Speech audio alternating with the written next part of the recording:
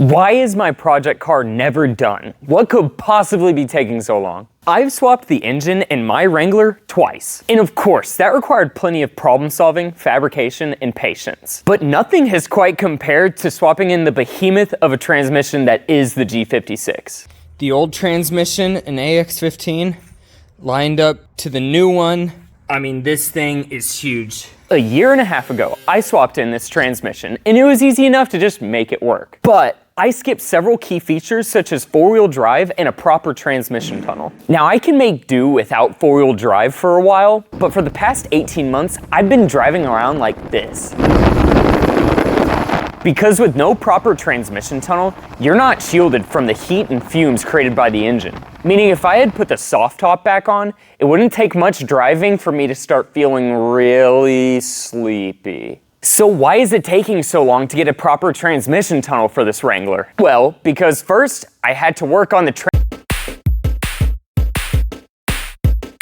In order to switch between two-wheel drive and four-wheel drive, I needed a shifter with a linkage that connects to my transfer case. And the shifter I had from the previous transmission was actually a pretty close fit. I think it just needs a little more space. After a bit of modification, I could get the shifter into place and mock up a new support bracket. I also had to extend the linkage quite a bit because this transmission is just so much longer than the previous one. And after reversing the shift lever at the transfer case, it worked nicely.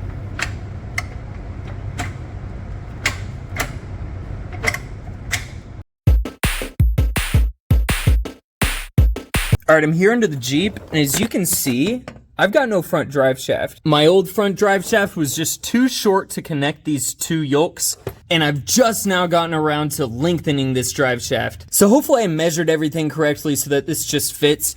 The only issue might be this V-band clamp right here. All right, so I guess we'll be finding this out together. Fingers crossed it fits. And no. Okay, as you can see, the drive shaft is pretty close to this outlet. Now, it doesn't contact, however, when you do put a V-band on there, it does. Now, what I'm gonna do is I'm actually gonna cut this down pipe, maybe here, and then just move this over ever so slightly. Okay, so this is what it was. I cut this at an angle, so now, if we rotate this way, so you can see it now points here. Clearance check. This is what we're working with. That's like less than half a finger width. Same thing on the other side. Clearance between the V-band and the frame. I then modified the rest of the exhaust to fit the modified downpipe.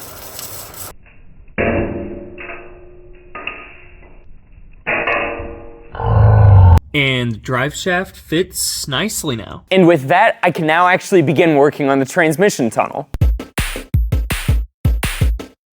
Up until this point, I've been using what I've called the dog box to cover up my transmission. But that was rough. It was terrible, and it had so many issues that I just had to whip it. My idea was to build up the tunnel to a flat flange that I can bolt a brace onto.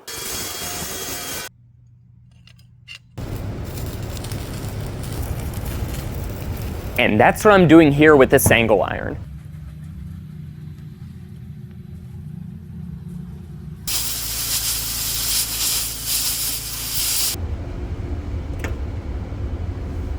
Now you can't fault me for my bad welding skills. This is a $100 Amazon welder that I picked up 6 years ago. And one of these days, I'll actually invest in a welder and prove to all the haters that I actually can weld. I then took the flange and drilled a bunch of holes into it so that I could insert the riv nuts while I still had the flange outside of the Jeep. I spent weeks worth of sleepless nights welding this flange to the tunnel because I just kept torching holes through the sheet metal. That darned welder. Several coats of paint later, and I realized that I didn't have enough room for that transfer case shifter that I just made. Using cardboard aided design, I mocked up the geometry to close up that newly created hole.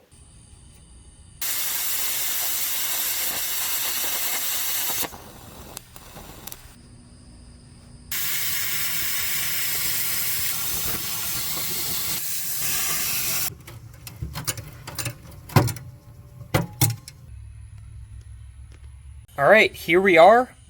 It is welded in. Now, the welds aren't great, but that's what a grinder's for. So, let's do it. Here's what it looks like all prepped for paint. And it was finally time for the seam sealer to cover up all those pinholes left by my poor welding. And then it was time to fabricate the brace to bolt to the flange. So here's what the flange looks like right now. Fits up quite well on all the edges. And now I gotta drill about 25 holes in it, and they've all gotta line up correctly. Okay, all the holes have been drilled, and the good news is that only 3 out of the 22 don't fit. The rest go in just fine. Some are easier than others. I might just do a once more over and increase the diameter. I got this thick piece of rubber to put between the brace and the flange. All right, everything is fitting properly. It's firm, but it has flex to it. And so I think this will work super well to kind of break up the wind so that I can put the layer of leather over all this. Now you might think that at this point I might actually be able to wrap up this transmission tunnel. I've done the fabrication. I've got the transfer case shifter working. It goes into 4-wheel drive. I've redone the fabrication. But because the shifter ended up so close to my AC vents, I couldn't use the stock stick and I had to fabricate my own.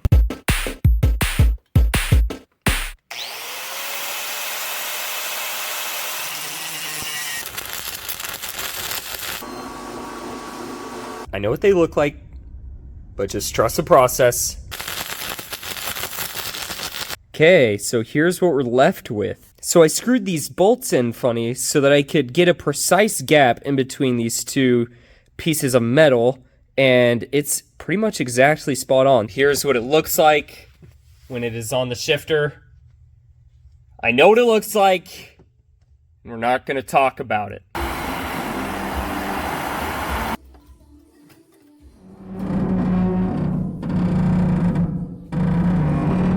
Here's the shape I came up with. So, let's get to welding.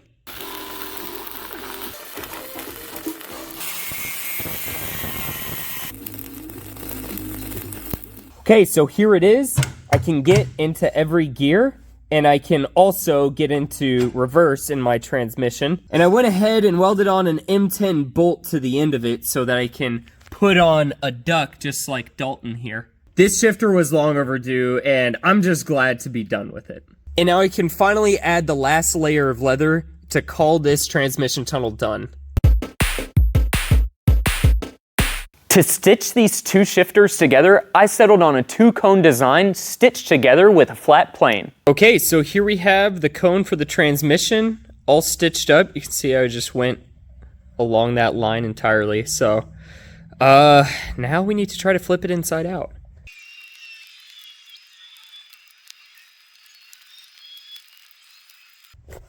Boom. How about that? This is our shift cone. Look at that. Boom. How about we try it on? All right, so I removed Dalton, and here we got the boot. Now if we just kind of do it nice, snug. Oh yeah, lovely. Let's see. Okay, it like catches a bit up here, but honestly, I think that's great, and I think we can just make sure that I leave enough slack in the other pieces of leather to connect it properly. For the second boot, I messed up my calculation for how big I needed the cone to be, so I ended up having to do 2 stitches to make it wider at the base.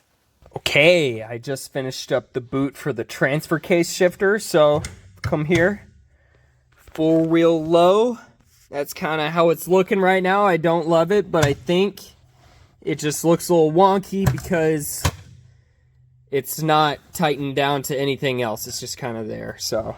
Now the tricky part about fabricating a boot for 2 shifters is that it needs to allow for all the different shift combinations. If there's not enough compliance in the boot, then I might not be able to hit 6th gear while in 2 high or reverse while I'm in 4 low.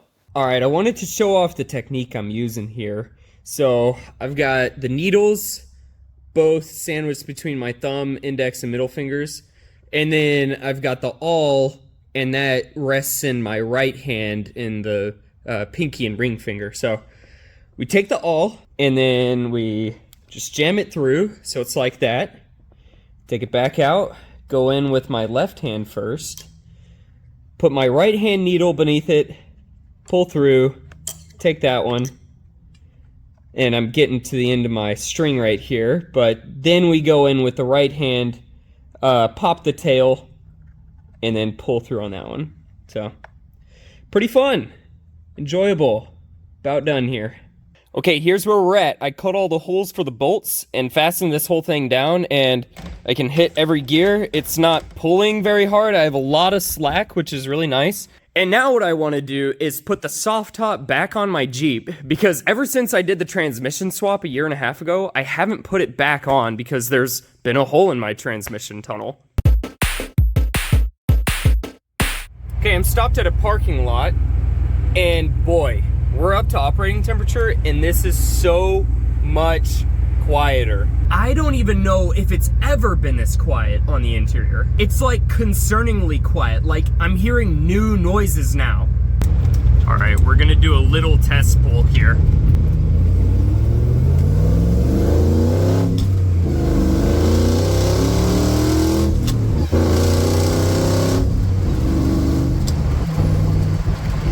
That acceleration that I just did would have been like ear-ringingly loud. So loud that you can't even really do it because it just hurts your ears every time. A few coats of paint later, and it was all ready for final assembly.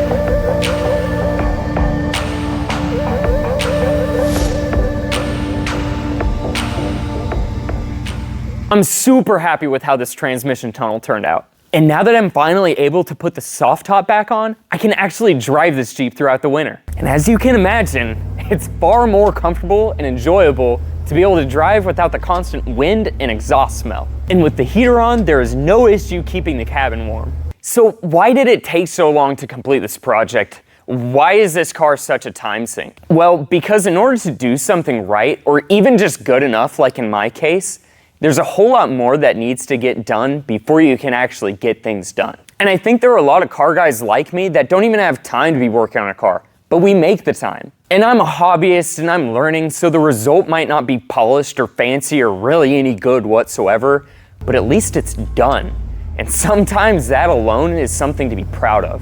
I know that this isn't the usual drivetrain focused video that I've been putting out lately, but rest assured, next video will have plenty to talk about. So hit that subscribe button if you haven't already, and thank you for watching.